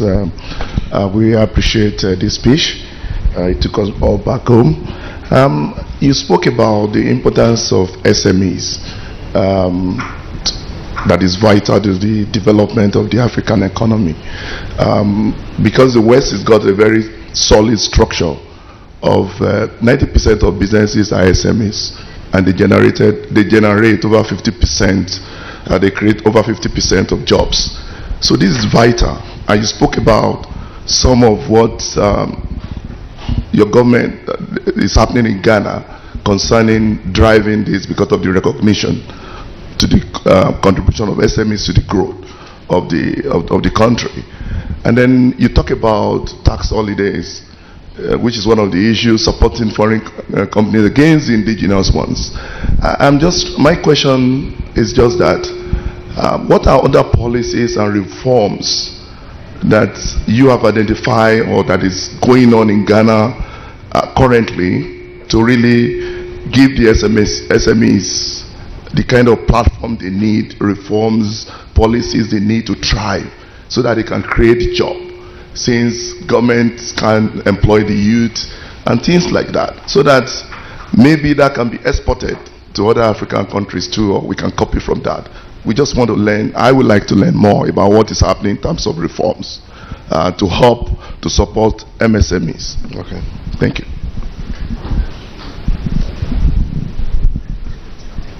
Yes. I think if you can hold it, we'll take like 3 questions and then have Mr. President answer. If you pass it that way. Yeah, so that's 1 there. Is that you? Oh, you're taking 1 there. Okay. So we'll take 3 at a time so that we don't have too many. And the lady in blue. Thank you very much. My name is the Prophet Daniel Asamoah-Labi, President of the Worldwide Council of the Prophetic Alliance, and also founder of House of God International Prayer Ministry. I have this particular burden that it bothers me a lot. And first of all, His Excellency, we thank God you are here. And my answer will definitely be answered, I believe, because I've tried it several times and I'm not getting the answer. Okay. First of all, during your term as a president of Ghana, if I stand to be corrected, you were able to elevate the tertiary institutions into the grade of the university level. And as you were speaking about innovation and technology, one of the things that bothers much is that we have a great man of God in Ghana, Emeritus Apostle Kojo Safo, who has been using even a Tebutarium, an anthill, to develop a car engine. He has been developing cars and a whole lot of things, and even giving some of the cars to government officials and the police to use it and see how effective it is. We have seen that so many governments has come and gone, and currently there is no any good impact from capital investment for his side. And the youth also need training to learn how to do technology and a lot of things. First of all, I believe, and I surely believe, that you will come back again. And what is your plan for Kantanka Group? And secondly, we know a lot of money has gone through in the government today in Ghana. So many ministers are having serious money in their bedrooms. Plenty. One thing I just want to say is that you were saying that there's no money in the system and you are coming back by God's grace. Are you going for accountability? Ways and means you are going to collect the money back and use it to help the country. Thank you. Right, we'll have the lady in blue, and I just wanted to say that we keep the questions short and sharp, so we can take a few more. So that will be the last one for Mr. Ituration, and then we'll take. Thank you so much. My name is Evelyn Sapon. I'm a registered nurse, CEO of One Touch Home Health Care and One Touch Educational Complex. My question is on health. As we all know, Mr. Ex-President, the health issues, the health system in Ghana is very poor. Very, very poor. I will rate it like 25%. Because of that, most people from the other countries are even scared to come and live there, because if they are sick, they don't know where to go. No infrastructure, no resources, nothing. People are dying. So many people are in the hospitals, sleeping on the floors, even in the maternity, babies on the floors. We can see and hear them every day. And it's not yesterday. It has been since my grandma was born up to now. And so many different presidents have come. They will talk, but there is no practicum. They will just give us the theory and that's it. What is your intake in the healthcare system? And the next one I will add is, what do you think about implementing home health care in Ghana? Practical one, not just theoretical one. Thank you. What do you say? Home health care? Home health care, whereby patients will be sent home.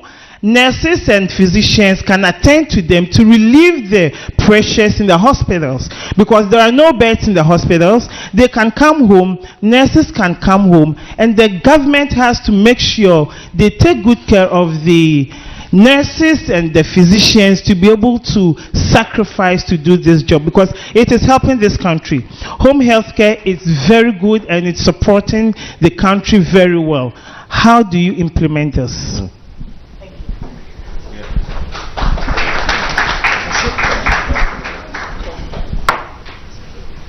We're done? We can take those. Okay, all right. Just quickly, let me start with the healthcare question. I think it's a question of management, and then also it is a question of development not keeping pace with population growth. And so if you take the urban centers especially, the urban centers are growing very quickly in Ghana. We've moved from over 75% rural, 25% urban, to a majority urban. Currently, it's about 52% urban, 48% rural. And so, if forward planning is done, then it means that we should be putting in more facilities in the urban centers to soak up the pressure. And so with that in view, as president, let's take Greater Accra alone, which is the capital region. We realized that the only existing main hospitals were Kolebu, which was built in colonial times, Gordon Gaggisberg's time, but is a specialist hospital.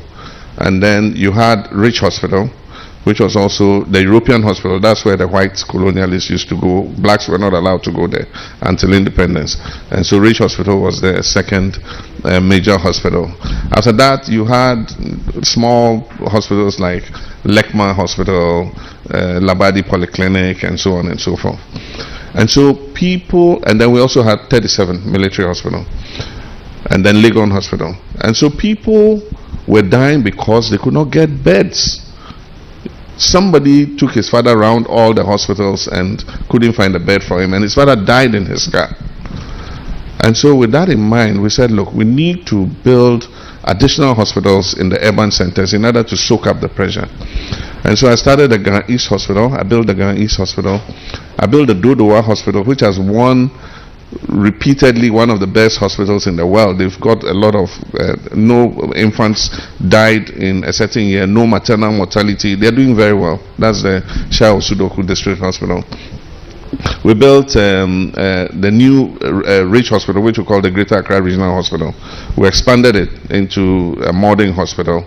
And because of that, people who used to come from Dodowa and from Medina and other places no longer have to do that, because then there are hospitals that are standard. They have MRI, they have X-rays, they have everything. Everything that you go to Kolebu or 37 to do, you have in your hospital in your suburban area. And so it eased the pressure a bit. But like I said, the population continues to grow, and so you need to continue to expand the health facilities. We put in a modern hospital, which is the University of Ghana Medical Center, UGMC, and it is one of the best hospitals you can find in Africa.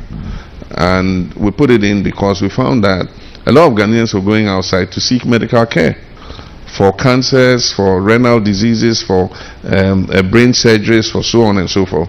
And so we put that hospital in, and when I commissioned it, I said, we're putting this hospital so that all of us, president, ministers, everybody, if we need care, we will come here instead of wasting our Ghana's resources going out to South Africa or India. And so that hospital is there. Unfortunately, government changed. It's not been operationalized the way we expected. Only a percentage of the hospital is being used. Its full potential is not yet being exploited. And so these are some of the problems we face. In the other regions, Tamale, we expanded the teaching hospital. You know, we started the Fomina Hospital, Kumawu Hospital, Sewa Hospital, Afari Military Hospital, Abetifi Hospital. I mean, so many of them, in order to expand access. The major thing with healthcare is, one, the human resource professionals. Two is the facilities. And three is access. One, and the most important, is access. People should have a hospital within a certain number of kilometers from them so that they are able to access the hospital. Two, the healthcare facility must be good enough to provide them quality healthcare. And three, the human resource, the professionals there must know what they're doing to be able to diagnose and treat a patient. Those are the three things that you need to concentrate on. And so those are what we concentrated on. But we have this humongous state institution called the Ghana Health Service, and they manage and run the hospitals. And I don't think that the standard of management is what one would want. And so we need to look at how we can encourage, you know, better management of the hospitals. There are hospital administrators who can be appointed. There are even hospital management companies that are private. You can appoint them to run a public hospital, and they'll run it efficiently. And so those are some of the innovations we should think about. It doesn't mean if it's a public hospital, it must be run by a public institution. You can have private management running a hospital and running it efficiently. Home care, we haven't reached the standard that we have here. We have the public health nurses and the community health nurses who visit the homes and communities, but it's more about preventive care than curative care. And so we haven't reached that stage yet. For most of those I've heard having home care, it's people who can afford it, because then there are companies, private companies, that have the nurses. And if you have your aged mother and she's at home and she needs care, then you have to go there and pay them to supply you the nurses to look after them. We haven't reached where you've reached yet, but we do have a system of public health nurses who go and do preventive medicine in the communities in which they are posted. Then the next one is reforms to help SMEs. One of the major achievements that we were able to push through was in terms of helping SMEs start up, creating one-stop shops and reducing the time it took for people to register their businesses. And so now it's easier to register a business. It takes a very short time. When you want to register a business, you get your tax identification number and everything. You know, like I said, the main bottleneck is still access to capital to be able to establish your business. And if we're able to get that right, you know, I think that we should be home and dry. One of the things that we've not been successful in doing in Africa and Ghana is cooperatives. Cooperatives are when several people come together, bring their resources together, and set up businesses and run them, and you share the profits. But I don't know about the other African countries, but in Ghana, everybody wants to be a managing director of his own business. And so nobody is prepared to come into a cooperative, put your resources together, and then be able to use it to finance, your businesses. So that's an area that I think we can look at. And I saw it work when I went and spoke to the BBI, the Black Business Initiative. One of the major sponsors was the Nova Scotia Cooperative, something. And they spoke about, how they cooperate to help businesses and all that. And I think that it's a model that we can take from here and send back, encourage our business people to come together. All of you contribute this amount of money. What are the businesses you want to invest in, and it makes it, we have the traditional form of it, we call it susu. Yeah, where everybody gives a little money and they put it together and give it to one person, and then the next time the money is given to another person, but the circle breaks when one runs away with the money. And and it's happened in several circumstances. So when one runs away with the money, then it breaks the whole thing, And so those are some of the things that we can look at. With the last one, let's see. The Apostle Kojosafo. When you say God gave you a vision and you took an anthill and built an engine, no bank will give you money. You get my point. To build a car, you must build a car. You need metal foundries, you must make the engine, you must get the pistons, you must do this. If it's an electric car, you must do the circuitry and all that. It's all science-based, And so, I was in the first government of Rawlings, and I remember that is when a delegation was sent to see how he can be helped, But he told us it's divine. And there's no way. If it's divine, then God will give the capital to do it. You get my point? So we couldn't get proof of what really to help him with. But his son has taken over the business, and his son says it's an assembly plant. We're importing the components and we're building the vehicles. And so government has started to buy Kantanka cars. I've seen the police service using several of his pickups and things like that. And so I think that is a first step. And once, we know that it's an assembly plant, and several assembly plants are coming up. Japan Motors has built an assembly plant. There's an assembly plant for assembling big trucks, dump trucks, and so on and so forth. So his is one of several that are operating. And government is trying to put in the facilities that will help them to sell, because we have a big used car market with hundreds of thousands of second-hand cars being imported from all over the world. And then what it does is that because the prices are lower, people prefer to buy them than to buy a new one. And so I think government is trying to put in some restrictions to assist those plans. But I think rather than putting those restrictions, government should set the example. Say that government is the biggest spender in the economy, and so say that we're not going to import any vehicles. Any vehicle government will buy from the local, those who are assembling in Ghana, and that should give them a huge market, enough to be able to make their businesses run. And so I think that's where government should start from. And once government starts to set an example by buying its own locally manufactured vehicles, then others will follow suit and do the same thing. And then money in bedrooms. He's talking about an incident where a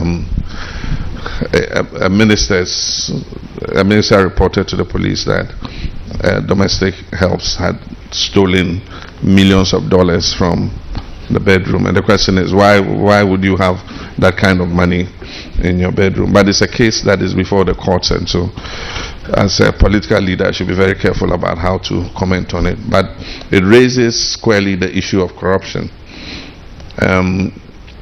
the thing is, corruption would occur.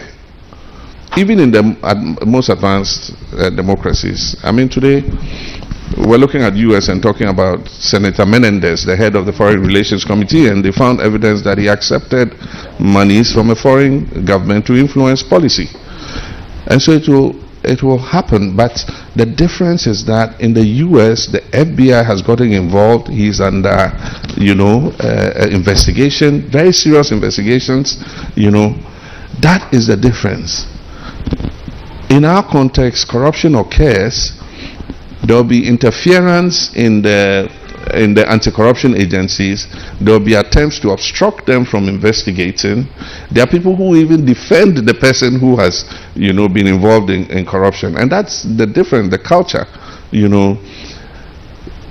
the fight against corruption, first and foremost, is about the political will to fight it. It will occur. But when it occurs, you must let the agencies that deal with corruption go ahead and do their job. That's it.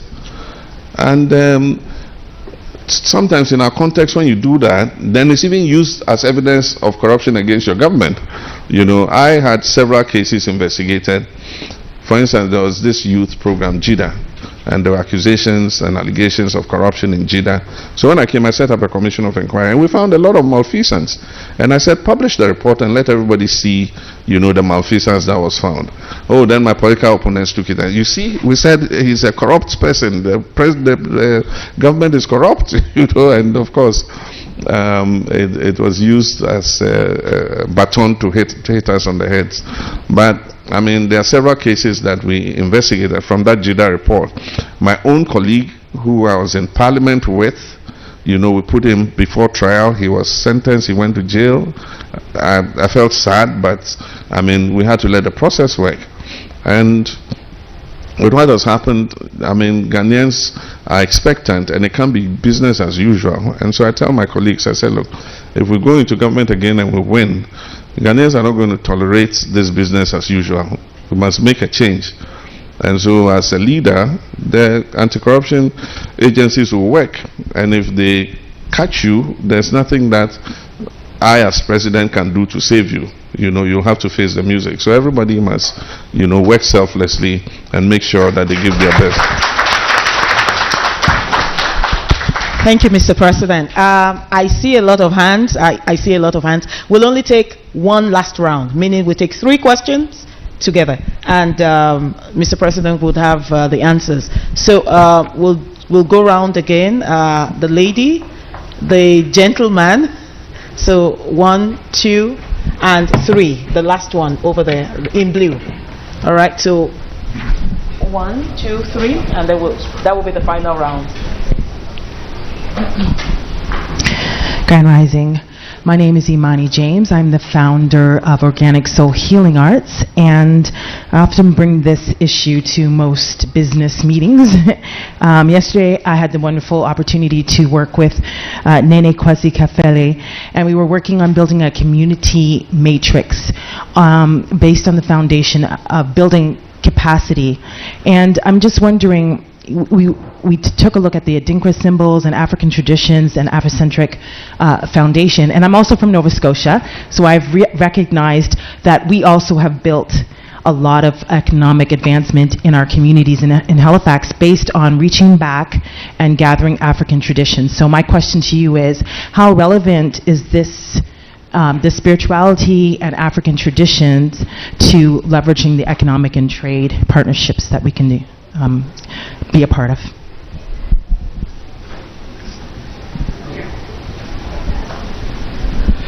Good morning, Mr. President. First of all, I would like to thank you for coming to this program. My name is Moses Ajay, and I'm an engineer by profession. With your vision, how are you going to eliminate Ghana debt? And secondly, what will your manifesto to overcome the insolvency of Ghana? And number 3, what will be your guide rail to protect a country like Ghana to prevent misabuse of expenditure?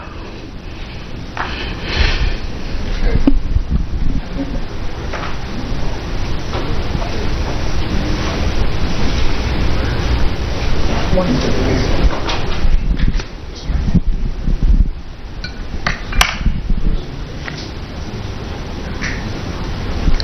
morning, Your Excellency. My name is Gabriel. I have a two-part question for you. The first one is, as long as I've been in Ghana, I realize there's youth as young as 12 years old on the street and selling products or looking for money, while they should be in class instead. So is there some kind of program that's designed to get these youth off the street? And my second question is affordable housing. Also as well, there's a huge deficit of affordable housing in Ghana, and sometimes I'll see government buildings or other infrastructures that could be used for affordable housing, but it's abandoned and it's not being used. So is there also some other program to make sure these affordable housings are being made as well as being used? Thank you.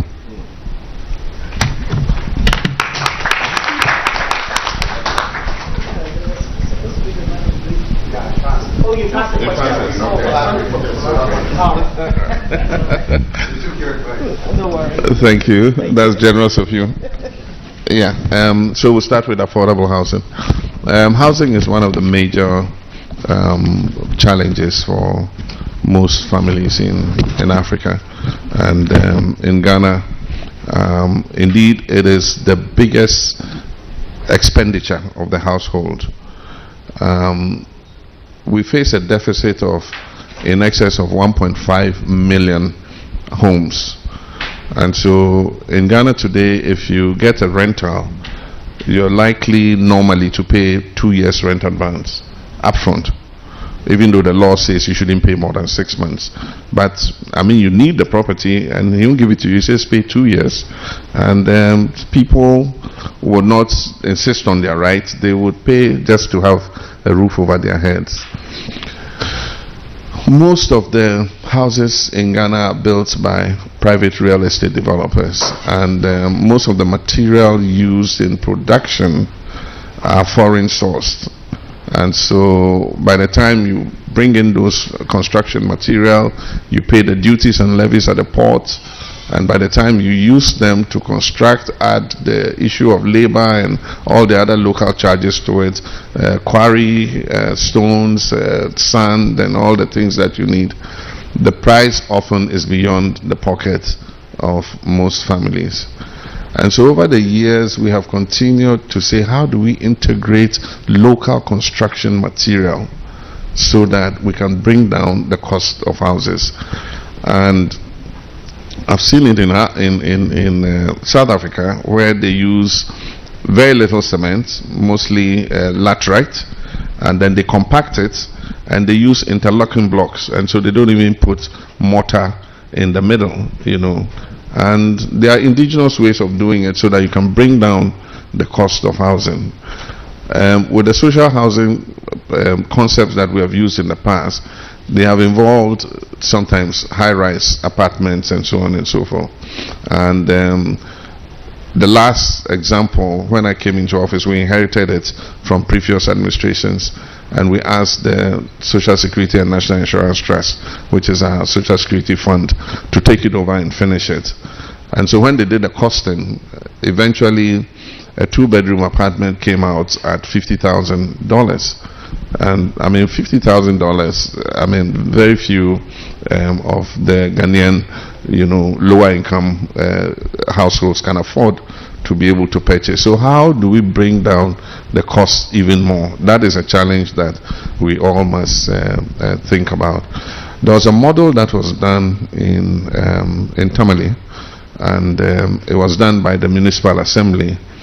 And when they finished building the property, at the time, which was about 2016, they could sell one of those houses for 15,000 cedis, which is very affordable. And so it's a model that we should scale up. Unfortunately, even though we use it as a pilot, it's not continued, because we wanted other assemblies to come and take a look at that model and see how they could use part of, we have what we call the District Assembly's Common Fund, to allocate part of that fund to housing and build that model for sale to teachers and nurses and other people who work in the district. So it's something that we can take up again to make sure that housing is improved, access to housing. Like most African cities, and I'm sure that Doctor is familiar with it in Lagos. I mean, we have street hawkers, and these are little businesses, young people who have dropped out of school or don't go to school, engage in. The rules of the municipality prohibit street hawking, but you must look at it from a humanitarian point of view too, that if you didn't allow that to happen, how many more families would suffer and not be able to put food on the table? And so while you try to restrict it, you do it in the sense of the fact that you're doing it humanely. But aside from that, the worry is those of school-going age that are on the streets, and that is a matter to do with the families, because in Ghana, you don't pay to go to a basic school. We have free compulsory universal basic education. And because of that, we're able to achieve more than 97% primary school enrollment and gender parity. As many boys as girls were enrolled in primary school. But how to keep the children in school is what should engage us next. And government cannot do it unless we collaborate with the families to let them and know that, look, we made this school free so that your child will go to school. And so if your child is playing the truant and not going to school, you have a responsibility to hold them by the ear and drag them to the school and hand them over to the teacher. And so these are some, but we also have children who probably are orphaned, they are not integrated into other families, and so they sleep on the street. We call them street children. And there are several NGOs that are working with them. The Department of Social Welfare also does some of that work to try and see how they can get those kids off the streets. There are orphanages that some of them are put in where they can get care and be able to attend school at the same time. But it's a social problem that afflicts not only Africa. I think even in the developed world, you would have some of those issues of homeless people, young people who have drifted from home and all that kind of thing. So those are issues of concern to any government. The point is, if you create opportunities, if you grow your economy, if the society is prospering, then it reduces the number of these deviants that come out on the streets. And so that's something we should look at. And then how do you ensure that you resolve the issue of debt? I think that we must legislate. We must put legislation. We have the Public Financial Management Act. I think we need to amend it and put in something that regulates how much the country can borrow at any time. We have it for how much we can borrow from the central bank. You cannot borrow more than 5% of previous year's revenue from the central bank. So that is regulated. And so in the same manner, you cannot borrow more than a certain percentage of your GDP growth in a year from the international capital market. We have to find something so that tomorrow you don't have a finance minister who, because you have access to the market, you just go and borrow like there's no tomorrow. There's been prudence in borrowing. I mean, in the 4 years I was president, we went on the Eurobond market and we borrowed 3.5 billion for over 4 years, and most of it went into infrastructure development. And so even in the final year, we needed 750 million for budget support to pay contractors for work done for government, to pay government suppliers, and so on and so forth. And so we went on to the Eurobond market for 750. We were oversubscribed by 2 billion. There were $2 billion worth of offers. But out of prudence, we said, no, we're going to take only 750. And so we took 750 that year and left the 1.25 billion. In the first year of the new finance minister, he went for a certain amount. It was oversubscribed. He took the extra oversubscription, even though that is not what he went for. Let's say he went, for example, he went for 2 billion and he was oversubscribed by 3 billion. He took the extra money. And that is what has landed us here. So there must be a regulation that restricts, borrowing, and that we restrict it so that we don't borrow excessively. I think that we can develop more sources of financing indigenously. If we look at our expenditure, it's not excessive.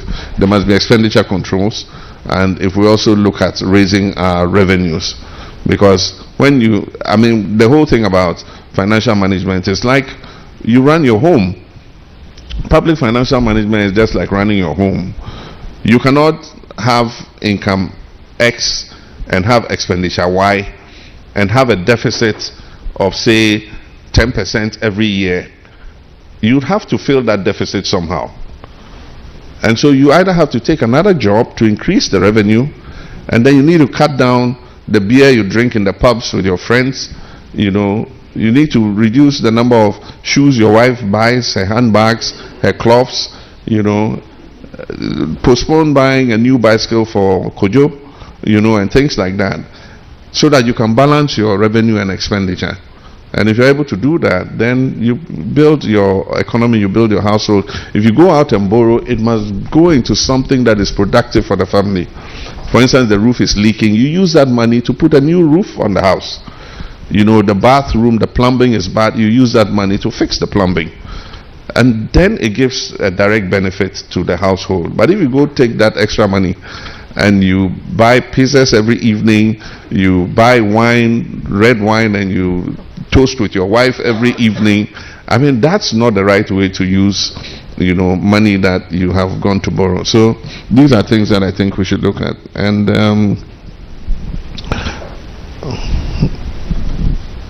how do the thing about African traditions and spirituality, I'm not an expert there, but I would say that one of the things that some countries have done very well is that in modernizing, they have leveraged their own culture and traditions in the modernization process. And I worked with the Japanese, and so I always use them as the example. Japan is one of the most modern societies, but it's also one of the most traditional and cultural societies. And so they have this code of conduct, they have how people should behave and all that. I went to Japan and we went for a training program, and so were foreigners from all over the world.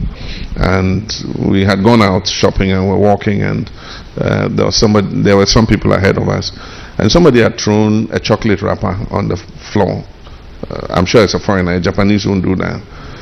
And a Japanese guy who was following him, saw the chocolate wrapper on the floor. He picked it up and he walked to the next litter bin and he put it in. How many of us would do that?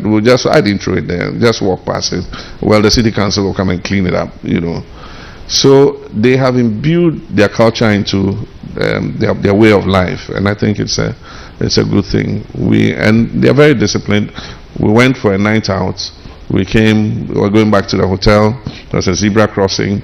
We stood at the zebra crossing. There was a Japanese couple there when we got there, and they were waiting because it was red. It was like 1 a.m. in the night, and so we wondered why they were standing. We looked left, looked right. There was no car in sight anywhere, and they were standing and waiting for the light to turn green. And so, foreigners, we just started walking across the zebra crossing. And because they were deep in conversation, they didn't look at the lights. They saw us crossing, so they assumed that it was green. And so they started crossing with us. And then halfway, one of them said, "No, but the light is still red." They turned around and walked back. And unfortunately for them, by the time they walked back, it turned green. And so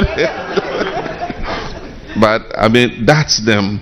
In Africa, we have traditions that we have jettisoned. They say don't go to the forest on Tuesdays because the spirits are resting. It was their way of telling us that the forest needs to recover. And so don't go cutting wood or disturbing the forest on one day of the week. And we jettisoning all that. Most places Tuesdays. People will go into the forest and say, "Oh, forget the gods," But you don't realize that you are destroying it for yourself, you are destroying it for your children and your children's children, And so these are traditions that are people out of their own traditional wisdom, brought into play. When we were growing up as kids, We didn't have, lotions that were imported. Shea butter, after they bathed us, they would rub us with shea butter. You see us shining like a penny, a new penny. And yet it was very good for our skins, and if you had scratches and they put shea butter in it, it would heal like magic. And then modern society started with all these cosmetics and things full of chemicals and all that, and we jettisoned our shea butter.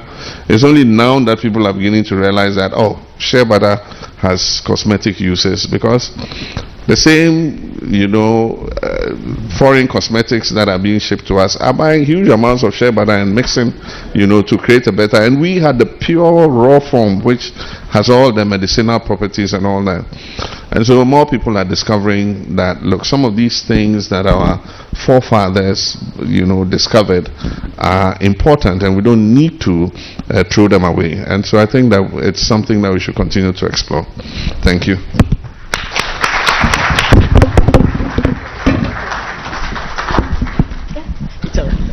Thank you so much. Thank you so much, Mr. President. Ladies and gentlemen, I'm sure I speak the minds of everyone in the room today, our business leaders, our investors, and community leaders, that we've had such an enlightening, very illuminating and insightful session with Mr. President. Our goal is that... Thank you.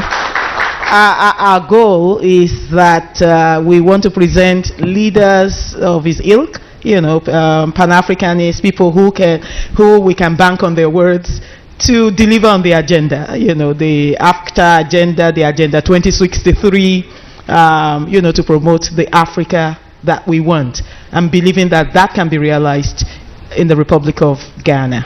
Thank you again, Mr. President, for joining us this morning at Friends of Africa Post-Summit session. And I'm now going to hand over to the MC. But before I do that, may I kindly invite Dr. Jean to present a gift and a token to Mr. President. Thank you. Just remove it.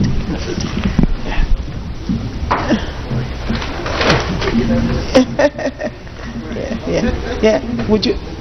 Do you want to come? Oh, be careful.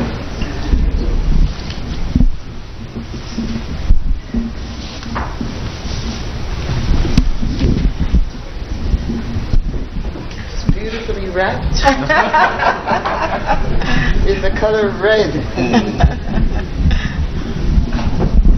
Mr. President, a gift from all of us here, and we want to recognize your presence, recognize your contribution, and recognize how much this discussion is important to us.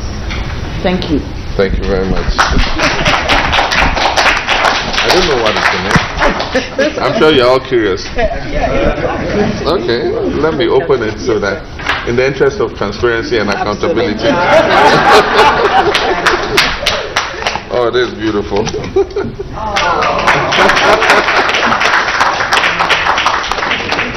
It's going to find a place on the wall in my office, yeah? And I remember Casa anytime I see it. Thank you. Thank you so much, sir. Thank you so much. Yes, thank you.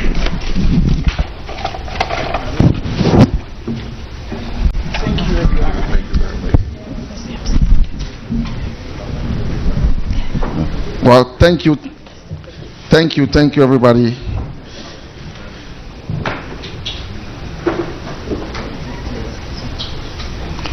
Thank you, Dr. Olu. Thank you, Mr. President. Very insightful and thoughtful. We were all very excited. It's been amazing. This morning has been very great. At this point, I would like to, on behalf of everybody, thank everybody for joining us today. It's been an insightful morning. Thanks to CASA Foundation, of course, Friends of Africa Coalition, GCCC, and Afro-Black organizers who are here today. It is now time for breakfast, our networking breakfast. So, networking. So, if you can please, actually, it's a breakfast lunch, so it comes with everything. Because it's already, yes. So if you can please, just across on the hallway, there's breakfast and lunch mix of everything served there. So you can go grab yours and then join us back here.